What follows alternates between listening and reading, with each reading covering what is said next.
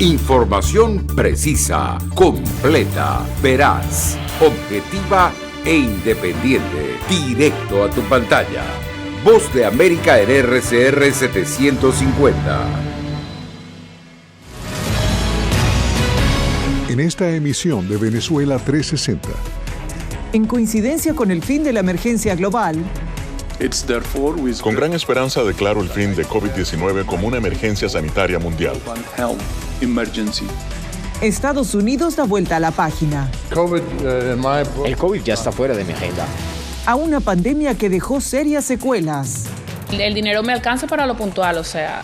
Pero el hecho de que cada vez más ciudades están recurriendo a estos bancos de comida te demuestra la necesidad que cada vez hay más en nuestra comunidad. Incertidumbre. De hecho, vamos a procesar a los individuos bajo patrones migratorios regulares. Y profundas enseñanzas. Lo peor que cualquier país podría hacer ahora es usar esta noticia como una razón para bajar la guardia. En V360 analizamos el fin de la emergencia de la salud pública en Estados Unidos a más de 3 años de su declaratoria. El impacto financiero, sanitario e inmigratorio en un contexto económico de pospandemia. Esto y más en Venezuela 360. A continuación.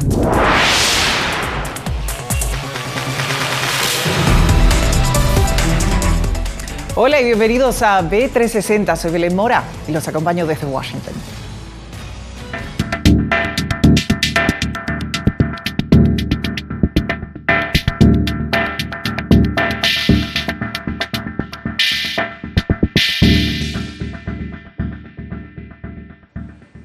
Por orden federal, Estados Unidos se despide de todas las medidas tomadas durante el periodo de emergencia sanitaria y salud pública. Esto incluye restricciones de paso como el Título 42, obligatoriedad de vacunas y pruebas de COVID-19 y hasta los beneficios económicos que se repartieron para paliar los déficits que la pandemia causó en hogares y negocios.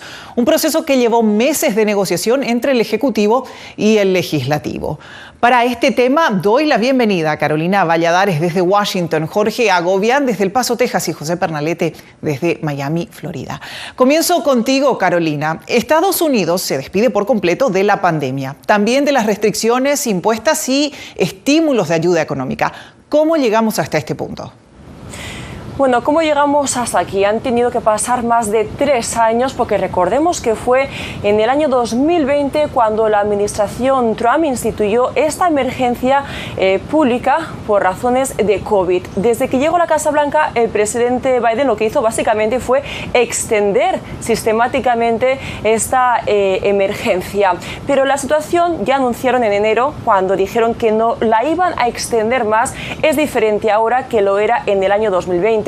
Y es que recordemos que en su pico máximo antes de la vacuna las muertes semanales eran de 20.000, por lo tanto ahora sí que sigue habiendo COVID, lo que no hay es emergencia porque estas muertes han bajado a cerca de 1.000 semanalmente.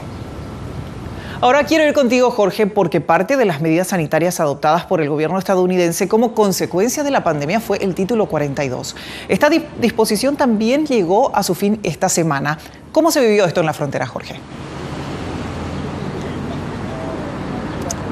Belén, hay que decirlo, con mucha incertidumbre entre los migrantes, cientos que incluso acampaban en la ciudad del Paso donde nos encontramos y que con un operativo del Departamento de Seguridad Nacional fueron detenidos a muchos y expulsados. Otros se entregaron a la patrulla fronteriza. Eso llevó mucha incertidumbre a los migrantes. También ahora mismo acá en la frontera pues continúan los procesos de detención y de custodia de los migrantes por la patrulla fronteriza ante un proceso que se espera se recrudezca y se haga mucho más complicado cruzar la frontera de manera irregular con la entrada en vigor del Título 8 que reemplazará las normas de las sanitarias del Título 42.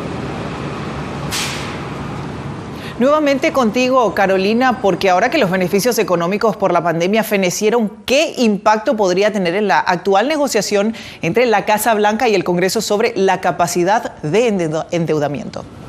Claro, porque lo que pasaba durante la emergencia es que era el gobierno federal quien administraba esos recursos para mantener a los estadounidenses seguros en Estados Unidos. Ahora, ¿qué pasa? Serán las agencias federales las que tengan que administrar el dinero y mantener seguros a los estadounidenses, pero el presupuesto viene del Congreso. Y la situación es que este país se está abocando, parece ser, a una situación de impago de la deuda el próximo día 1 de junio. Claro, los demócratas piden más gasto para las agencias, pero con un escenario de posible impago, los republicanos lo que piden es que haya recortes. Como la crónica de una muerte anunciada más de 3 años después y superado el 1.000.000 de víctimas, la pandemia por coronavirus ya es historia en Estados Unidos. Un anuncio esperado desde enero, cuando el presidente Biden aseguró que no renovaría la emergencia nacional y de salud pública por COVID-19. Pero una legislación del Senado, dando por terminada la emergencia nacional el pasado 10 de abril, obligó a alterar los planes de la Casa Blanca, que aunque recelosa, no vetó la decisión de los legisladores. El proyecto de ley que acaba de aprobarse solo levantaría la emergencia nacional, lo que no afecta el título 42 o las medidas adoptadas por el COVID-19 como pruebas y tratamientos. Así pues, con la emergencia de salud pública aún en pie, la administración Biden siguió centralizando durante un mes más y hasta el 11 de mayo parte de los gastos médicos como vacunas, pruebas de diagnóstico y tratamientos que ahora deberán hacer frente las autoridades regulares de las agencias, los seguros privados y los bolsillos de los estadounidenses, incluidos beneficiarios de Medicare. Una situación que ha dividido a los demócratas en el Senado, pues mientras algunos advierten que pedirán más fondos para las agencias federales, claramente no hemos hecho lo suficiente y los republicanos quieren seguir recortando. Quieren privatizar Medicare, quieren permitir que expiren los beneficios de Medicare. Tenemos que salir y hacer nuestro trabajo. Otros celebran el fin de la emergencia. El COVID ya está fuera de mi agenda. Es un tema que hemos dejado atrás. Y a esto se les ha unido tanto la bancada republicana en la Cámara Alta. ¿Te estás refiriendo al COVID? Sí, creo que ya pasó el tiempo y creo que lamentablemente los demócratas se han aprovechado de las decisiones políticas durante demasiado tiempo. Como los conservadores de la Cámara Baja. Deberíamos haber terminado con la emergencia del COVID hace un año. Los estadounidenses han vuelto al trabajo, los niños han vuelto a la escuela, nuestra economía está volviendo a crecer. Pero ya sabes, Joe Biden y los demócratas no querían terminar con la pandemia. Decretada por el expresidente Donald Trump en marzo de 2020, la emergencia por salud pública permitió durante 3 años proporcionar fondos y recursos que mantuvieran seguros a los estadounidenses. Entre estos, medidas como el título 42 o la vacunación obligatoria contra el COVID-19 que impactaban a quienes quisieran entrar a Estados Unidos, ya fuera por tierra o por aire, como turistas o solicitantes de asilo, medidas que quedaron sin efecto el pasado 11 de mayo. Y como ya no hay emergencia de salud pública por coronavirus, pues muchas restricciones se levantaron, muchas de ellas relacionadas al movimiento de las personas, a pasajeros, turistas. Entre ellas ya no está la restricción que obligaba a las personas a mostrar la cartilla de vacunación, por ejemplo, para poder entrar a los Estados Unidos.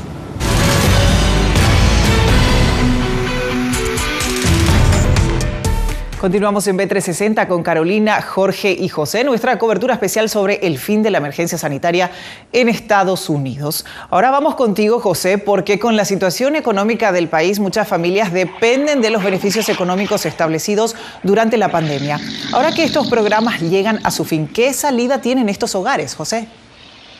Así es, hay mucha restricción y mucha estrechez en los bolsillos de cada uno de estos presupuestos familiares.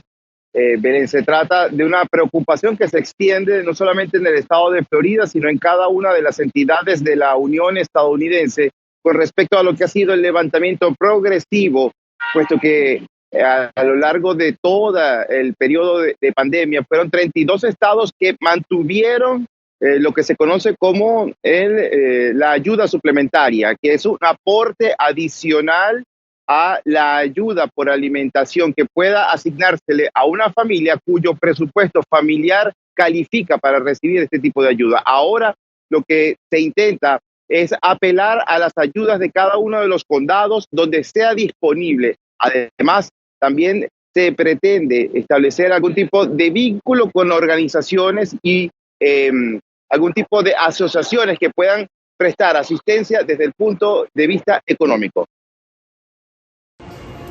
Desde el pasado 1 de marzo, el beneficio adicional del Programa de Asistencia Nutricional Suplementaria, SNAP por sus siglas en inglés, dejó de otorgarse en 32 estados del país, el cual ayudaba a más de 42 millones de personas a nivel nacional, de acuerdo con cifras del Departamento de Agricultura. Esta reducción de ayuda económica de aproximadamente $95 al mes en el presupuesto familiar impacta profundamente a muchas familias, más cuando Estados Unidos atraviesa un periodo de alta inflación. La Oficina de Estadísticas Laborales certifica que entre enero de 2022 y enero de 2023 se produjo un aumento del 10% en el costo de alimentos.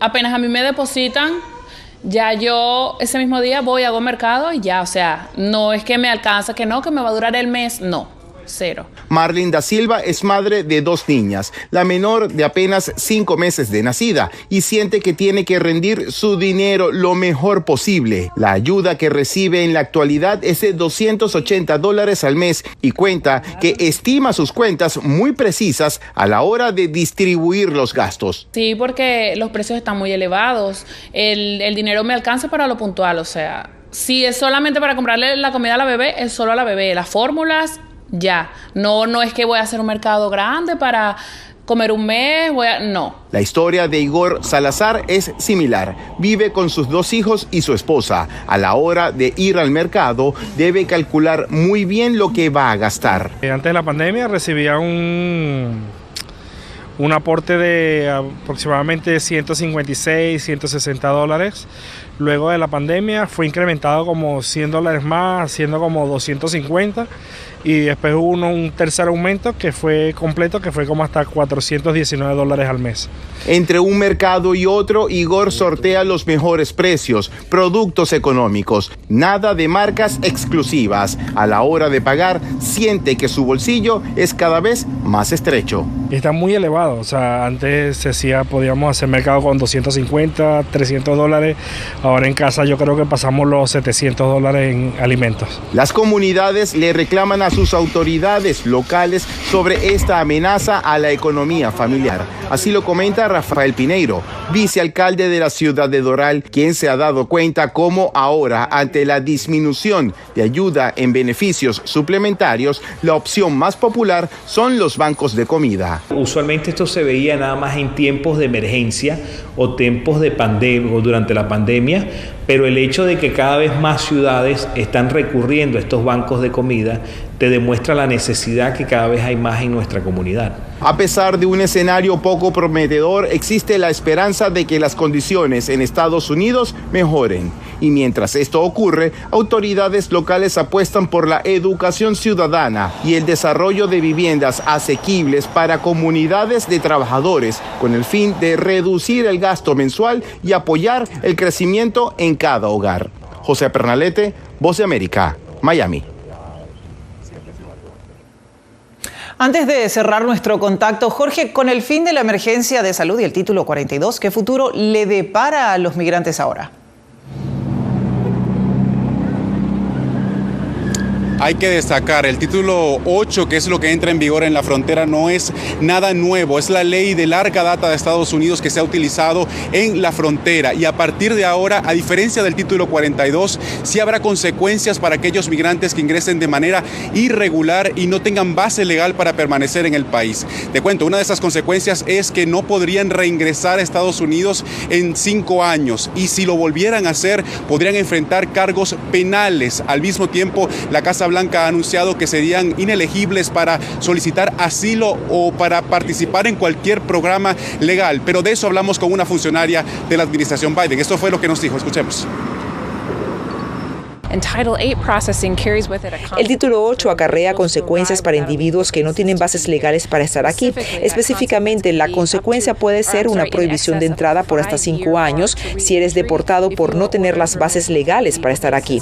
Es importante que las personas entiendan que a partir del 11 de mayo, cuando finalizó el título 42, las fronteras no están abiertas. De hecho, vamos a procesar a los individuos bajo patrones migratorios regulares con las consecuencias que acarreen.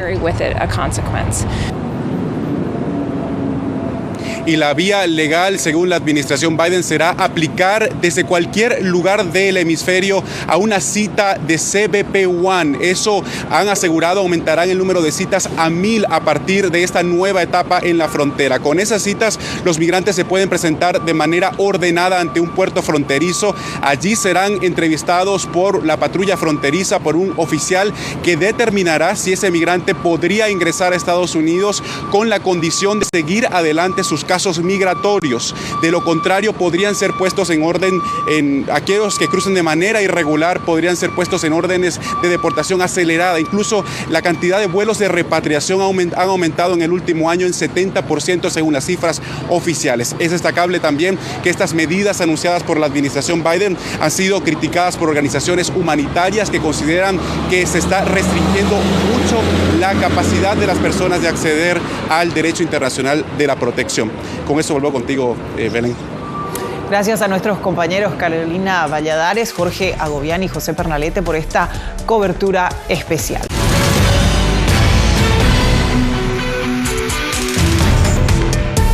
Seguimos en B360, Piel con Piel. Así es la iniciativa del programa Mamá Canguro, creada en Colombia en 1978 y que actualmente salva la vida de millones de niños prematuros.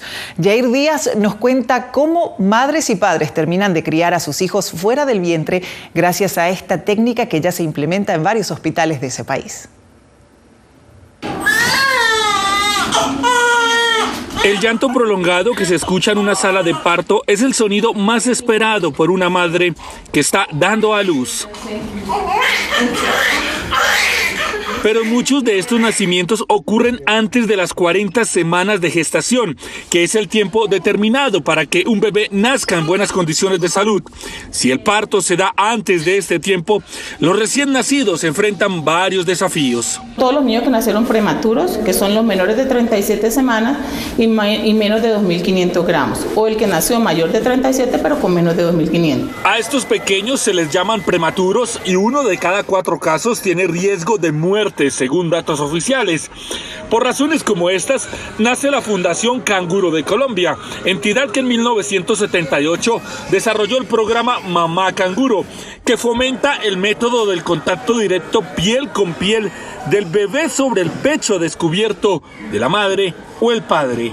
Para este entonces vinieron alrededor de 200 personas de todo el mundo y lo cual fue muy impresionante de ver cómo este método se había difundido en todos los continentes. Es creer que estos niños van a salir adelante porque los niños prematuros son demasiado luchadores, demasiado fuertes y salen. Me dijeron que tenían riesgo las dos de irse una o quedarse otra o fallecer las dos. Así describe Luz López, de 36 años, su experiencia con un embarazo gemelar. Siempre la puse en primer lugar a Dios. Y es que las pequeñas nacieron con tan solo 28 semanas de gestación y el riesgo de morir de ambas era muy alto. A las 28 semanas, 6 días, me dijeron que no me las podían dejar más porque Luciana traía ausencia de diástole y que ya corría mucho riesgo. Luego del traumático parto, Luz y sus 2 hijas se unieron al programa Mamá Canguro. Los resultados que daban los médicos era que era muy difícil que una niña a ese peso, a esa talla, sobreviviera. Se hace el primer manejo y una vez el paciente tiene egreso, pues nosotros hacemos la primera fase del canguro, que es toda la educación al papá, el control permanente de ese recién nacido para evidenciar la ganancia de peso. Varios países del mundo replicarían esta iniciativa de Mamá Canguro, según la Organización Mundial de la Salud. El programa que, para los expertos, ayudaría a reducir los índices de mortalidad de los bebés prematuros. Es un orgullo para mí decir que hemos salvado la vida de más de 10.000 niños en estos 10 años. Graduamos y algo que nos enorgullece es que en este involucramiento de los papás los graduamos con su toga y su birrete cuando cumplen los 2 años de edad corregida. Los prematuros en nuestra institución corresponden aproximadamente a un poco más del 40%. El programa Mamá Canguro no termina cuando los pequeños logran el peso y talla ideal, sino que continúa con la fase 2, en la que se involucra no solo al bebé y a la madre, sino a la familia y todo el sector de la salud para evitar problemas futuros de desarrollo. Consta de oftalmólogo, terapeutas físicas, ocupacionales, neonatólogas, audiólogas, todo el tema de imagenología también. Gracias a este programa, niños como las pequeñas Isabela y Luciana, quienes hoy tienen 2 años de edad, han logrado un desarrollo favorable y hoy pueden dar sus primeros pasos al lado de su madre. Jair Díaz, Voz de América, Bogotá, Colombia.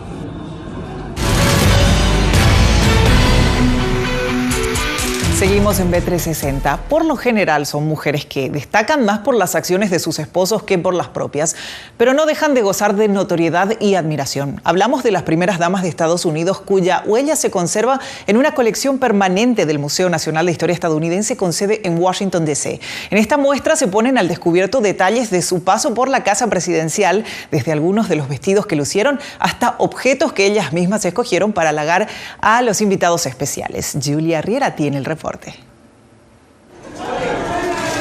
Desde Martha Washington hasta Jill Biden, las primeras damas estadounidenses han participado en la vida política y social del país. Aunque a diferencia del presidente, sus funciones no están definidas por la Constitución. Se suelen guiar por la tradición y en cada administración han contribuido a través de su activismo en causas concretas, campañas políticas y actividades diplomáticas. Y para conocer más a las primeras damas y destacar su legado, el Museo Nacional de Historia Estadounidense en Washington, D.C. cuenta con una exposición dedicada a sus figuras. Cada primera dama crea los límites de su labor y eso es a la vez un reto y algo muy interesante porque puede inspirarse en los ejemplos que tiene a la vista. La exposición se inauguró en 1914 y ha ido evolucionando a lo largo del tiempo. Ahora, más de una veintena de vestidos exhiben algunas particularidades de las primeras damas estadounidenses y las diferentes etapas históricas que les tocó representar. Tienes todos los ojos encima de ti todo el tiempo y creo que muchas primeras damas llegan al cargo sin darse cuenta que lo que llevan puesto es parte de su trabajo. Uno de los vestidos más populares es el que llevó la primera dama Jackie Kennedy en la primera cena de Estado de la administración Kennedy en el año 1961. La primera dama se convirtió en un icono de la moda y se vendieron copias de sus vestidos por todo el país. El atuendo más reciente de la exhibición es el que lució la actual primera dama Jill Biden durante la ceremonia inaugural el 20 de enero de 2021. Espero que sirvan de inspiración a generaciones futuras para conocer más sobre las mujeres que llevaron estos vestidos.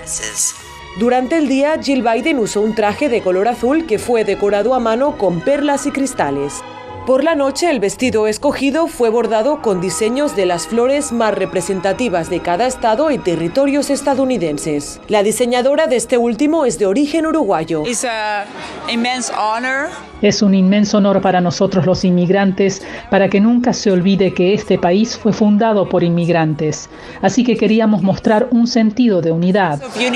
Otra parte de la muestra está dedicada a las vajillas, las cuales representan los toques personales de cada primera dama cumpliendo una de sus funciones principales, ser anfitriona.